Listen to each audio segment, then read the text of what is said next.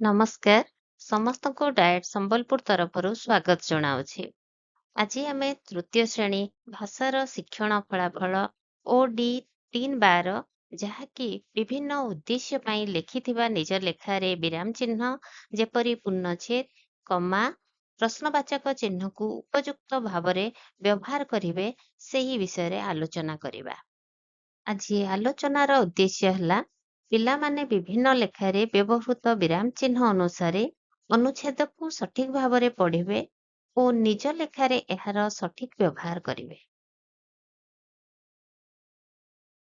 ସୋନୁ ଆସିଗଲୁ ସ୍କୁଲରୁ? ହଁ ଅଜା। ତୋ ମୁହଁଟା କାହିଁକି ଶୁଖିଲା ଦିଶୁଛି? ତୋର କଣ ହେଇଛି? ଅଜା, ଆଜି ମତେ ସ୍କୁଲରେ ପଢିବାକୁ କହିଲେ ଯେ ମୁଁ ସବୁ ଠିକ ଭାବରେ ପଢିଲି। ହେଲେ ସାର୍ କହିଲେ ତୁ ଠିକ ଭାବରେ ପଢୁନ। ଏମିତି ପଢିଲେ କଣ ଲେଖାର ଅର୍ଥ ବୁଝିପାରିବୁ? ଆଚ୍ଛା, ଏମିତି କଥା? ହଉ ଚାଲ, ତୁ କେମିତି ପଢୁଛୁ ମୁଁ ଦେଖିବି।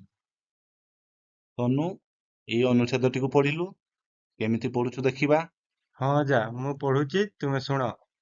ଗୋଟିଏ ଜଙ୍ଗଲରେ ଅନେକ ପଶୁପକ୍ଷୀ ରହୁଥିଲେ। ବାଘ, ସିଂହ, ଭାଲୁ, ମିରିଗ, ସମର, ଠେକୁଆ ଇତ୍ୟାଦି ପଶୁ ଓ ମୟୂର, ବଗ, ମଇନା, ବାଜପକ୍ଷୀ ଏବଂ କାଠହଣା ଚଢ଼େଇ ଇତ୍ୟାଦି ପକ୍ଷୀ ରହୁଥିଲେ। ସେମାନଙ୍କ ମଧ୍ୟରେ ଭୋଜି କରିବା ପାଇଁ ଥରେ ଆଲୋଚନା ହେଲା। ବଗ ମୋତେ କେଉଁଥିରେ ଖାଇବାକୁ ଦେବ? ମୁଁ ଖଲିରେ ତ ଖାଇପାରିବି ନାହିଁ। ବାଘ ଯାହାକୁ ଯେଉଁଥିରେ ଖାଇବାକୁ ସୁବିଧା ହେବ ସେହି ପାତ୍ରରେ ଖାଇବାକୁ ଦେବା। ତୋର ତ ଖାଲି ନିଜ ଖାଇବା ଚିନ୍ତା। ସମସ୍ତେ ହୋଇ ହସି ଉଠିଲେ। ତୁ ଏମିତି ପଢୁଛୁ, ସେଥିପାଇଁ ତତେ ଶିକ୍ଷକ କହିଲେ ତୁ ଭଲରେ ପଢୁନୁ ବୋଲି। ଦେଖ ମୁଁ କେମିତି ପଢୁଛି, ଶୁଣ। ହଁ ଅଜା, ତୁମେ ପଢିକି ଶୁଣାଇ ଦିଅ। ଗୋଟିଏ ଜଙ୍ଗଲରେ ଅନେକ ପଶୁପକ୍ଷୀ ରହୁଥିଲେ। ବାଘ, ସିଂହ, ଭାଲୁ, ମିରିଗ, ସମ୍ବର, ଠେକୁଆ ଇତ୍ୟାଦି ପଶୁ ଓ ମୟୂର, ବଗ, ମଇନା, ବାଜପକ୍ଷୀ ଏବଂ କାଠହଣା ଚଢ଼େଇ ଇତ୍ୟାଦି ପକ୍ଷୀ ରହୁଥିଲେ। ସେମାନଙ୍କ ମଧ୍ୟରେ ଭୋଜି କରିବା ପାଇଁ ଥରେ ଆଲୋଚନା ହେଲା। ବାଘ, ବଗ, ମୋତେ କେଉଁଥିରେ ଖାଇବାକୁ ଦବ? ମୁଁ ଖଲିରେ ତ ଖାଇପାରିବି ନାହିଁ। ବାଘ, ଯାହାକୁ ଯେଉଁଥିରେ ଖାଇବାକୁ ସୁବିଧା ହବ ସେହି ପାତ୍ରରେ ଖାଇବାକୁ ଦେବା। ତୋର ତ ଖାଲି ନିଜ ଖାଇବା ଚିନ୍ତା। ସମସ୍ତେ ହୋ ହୋ ହୋଇ ହସି ଉଠିଲେ।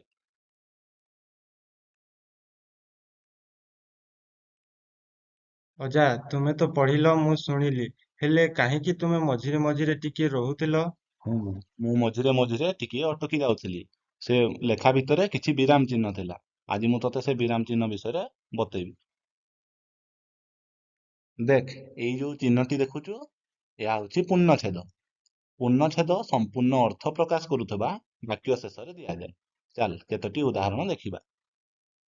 ଆମ ଜିଲ୍ଲାର ନାମ ସମ୍ବଲପୁର ଅଟେ। ଏହା ଏକ ପୂର୍ଣ୍ଣ ଅର୍ଥ ପ୍ରକାଶ କରୁଥିବା ବାକ୍ୟ, ତେଣୁ ଏଠାରେ ପୂର୍ଣ୍ଣଚ୍ଛେଦ ଦିଆଯାଇଛି। ଏଠାରେ ଥିବା ହୀରାକୁଦ ନଦୀବନ୍ଧ ପୃଥିବୀର ଦୀର୍ଘତମ ନଦୀବନ୍ଧ। ଏହା ମଧ୍ୟ ଏକ ପୂର୍ଣ୍ଣ ବାକ୍ୟ, ତେଣୁ ଏହାର ଶେଷରେ ପୂର୍ଣ୍ଣଚ୍ଛେଦ ଦିଆଯାଇଛି। ମା ସମଲେଇ ଏଠାକାର ଅଧିଷ୍ଠାତ୍ରୀ ଦେବୀ। ହଁ ଅଜା, ମୁଁ ପୂର୍ଣ୍ଣଚ୍ଛେଦ ବିଷୟରେ ଜାଣିଗଲି।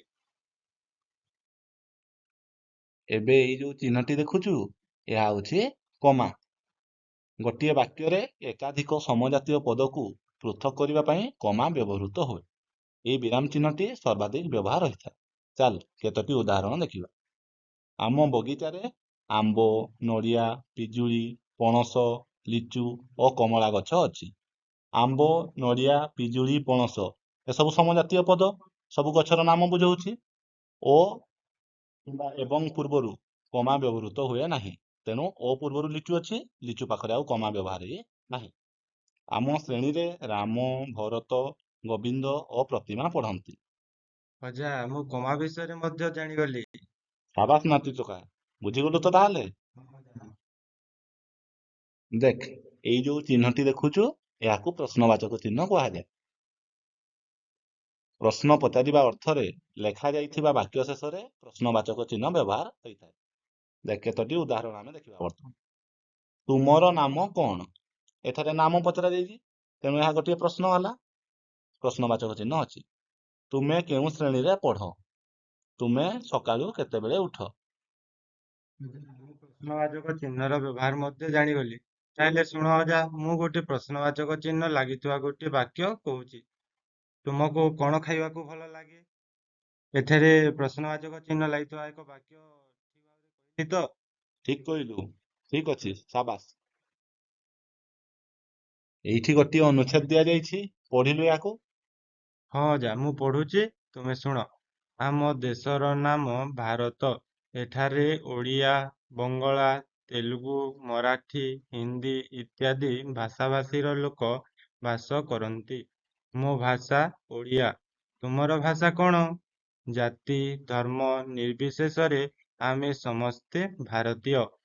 ମୁଁ ଠିକ ଭାବରେ ପଢିଲି ତ ଅଜା? ଆରେ ବା, ବହୁତ ବଢିଆ ପଢିଲୁ ତ, ସାବାସ୍। ପୂର୍ବରୁ ଯୋଉ ଅନୁଚ୍ଛେଦଟିକୁ ପଢିଥିଲୁ, ଏବେ ତାକୁ ଆଉ ଥରେ ପଢିଲୁ ଠିକ ଭାବରେ। ମୁଁ ପଢୁଛି। ଗୋଟିଏ ଜଙ୍ଗଲରେ ଅନେକ ପଶୁପକ୍ଷୀ ରହୁଥିଲେ। ବାଘ, ସିଂହ, ଭାଲୁ, ମିରିଗ, ସମ୍ବର, ଠେକୁଆ ଇତ୍ୟାଦି ପଶୁ ଓ ମୟୂର, ବଗ, ମଇନା, ବାଜପକ୍ଷୀ ଏବଂ କାଠହଣା ଚଢ଼େଇ ଇତ୍ୟାଦି ପକ୍ଷୀ ରହୁଥିଲେ। ସେମାନଙ୍କ ମଧ୍ୟରେ ଭୋଜି କରିବା ପାଇଁ ଥରେ ଆଲୋଚନା ହେଲା। ବଗ, ମୋତେ କେଉଁଥିରେ ଖାଇବାକୁ ଦେବ? ମୁଁ ଖଲିରେ ତ ଖାଇ ପାରିବି ନାହିଁ। ବାଘ, ଯାହାକୁ ଯେଉଁଥିରେ ଖାଇବାକୁ ସୁବିଧା ହେବ ସେହି ପାତ୍ରରେ ଖାଇବାକୁ ଦେବା। ତୋର ତ ଖାଲି ନିଜ ଖାଇବା ଚିନ୍ତା। ସମସ୍ତେ ହୋ ହୋ ହୋଇ ହସି ଉଠିଲେ। ଆରେ ବା, ବଢିଆ ପଢିଲୁ ତ, ଅତି ସୁନ୍ଦର। ହଁ ଅଜା, ହେଲେ ଅଜା କହିଲ, ସେ ବଗ ଓ ବାଘ ପାଖରେ କେଉଁ ଚିହ୍ନ ବ୍ୟବହାର ହେଇଛି? ଆରେ ତୁ ଠିକ ତ ଲକ୍ଷ୍ୟ କରିଛୁ। ମୁଁ ତତେ ସେ ଚିହ୍ନ ବିଷୟରେ କହିବା ପାଇଁ ଭୁଲି ଯାଇଥିଲି। ହଉ ଚାଲ, ସେ ଚିହ୍ନ ବିଷୟରେ ଏବେ କହିବି। ସେ ଚିହ୍ନଟି ହେଉଛି ଡ୍ୟାସ୍ ବା ରେଖା ଚିହ୍ନ ବା ବ୍ୟବଧାନ ଚିହ୍ନ। ପ୍ରତ୍ୟକ୍ଷ ଉକ୍ତିରେ ବକ୍ତାର ନାମ ପରେ ଏହି ଚିହ୍ନ ଦିଆଯାଇ ବକ୍ତାର ଉକ୍ତିକୁ ଉଦ୍ଧାର କରାଯାଏ। ସେତେବେଳେ ବଗ ଯୋଉ ଖାଦ୍ୟ କଥା କହିଥିଲା, ବଗ ପରେ ସେଇ ଚିହ୍ନ ଥିଲା, ଏବଂ ବାଘ ତା ପ୍ରଶ୍ନର ଉତ୍ତର ଦେଇଥିଲା, ବାଘ ପରେ ମଧ୍ୟ ଏଇ ଡ୍ୟାସ୍ ଚିହ୍ନ ବ୍ୟବହାର ହୋଇଥିଲା। ହଁ ଅଜା, ମୋର ମନେ ପଡୁଛି ଯୋଉ ଆମ ସାହିତ୍ୟ ବହିର ବକ୍ସି ଜଗବନ୍ଧୁ ଏବଂ ଛୁଆଲ ସିଂ ନାମ ପରେ ଏହି ଚିହ୍ନ ଦିଆଯାଇଥିଲା। ମୁଁ ଏହି ଚିହ୍ନ ବିଷୟରେ ବୁଝିଗଲି। ଆରେ ବାଃ, ଅତି ସୁନ୍ଦର, ବହୁତ ବଢିଆ। କହିଲୁ ଦେଖି ନାତି ଟୋକା, ଆଜି ଆମେ କଣ ଶିଖିଲେ? ଆମ ଲେଖାରେ ଥିବା ଚିନ୍ତାଧାରାକୁ ସ୍ପଷ୍ଟ ରୂପେ ପ୍ରକାଶ କରିବା ପାଇଁ କେତେକ ଚିହ୍ନର ବ୍ୟବହାର କରିଥାଉ। ସେଇ ଚିହ୍ନ ସ୍ଥାନରେ ବିରାମ ବା ବିଶ୍ରାମ ନେବାକୁ ହୋଇଥାଏ। ସେଇ ଚିହ୍ନ ଗୁଡ଼ିକୁ ବିରାମ ଚିହ୍ନ କୁହାଯାଏ। ଆମ ଲେଖାରେ ବିରାମ ଚିହ୍ନ ଗୁଡ଼ିକୁ ସଠିକ ଭାବରେ ବ୍ୟବହାର କରିବା କଥା ଆମେ ଜାଣିଲେ। ତାହେଲେ କହିଲୁ, ଆଜି ଆମେ କେଉଁ ସବୁ ବିରାମ ଚିହ୍ନ ବିଷୟରେ ପଢିଲେ? ଆଜି ଆମେ ପ୍ରଥମେ ପୂର୍ଣ୍ଣଚ୍ଛେଦ, ତାପରେ ପ୍ରଶ୍ନବାଚକ, କମା ଏବଂ ଡ୍ୟାସ୍ ଚିହ୍ନ ବିଷୟରେ ପଢିଲେ। ମୁଁ ଠିକ କହିଲି ତ?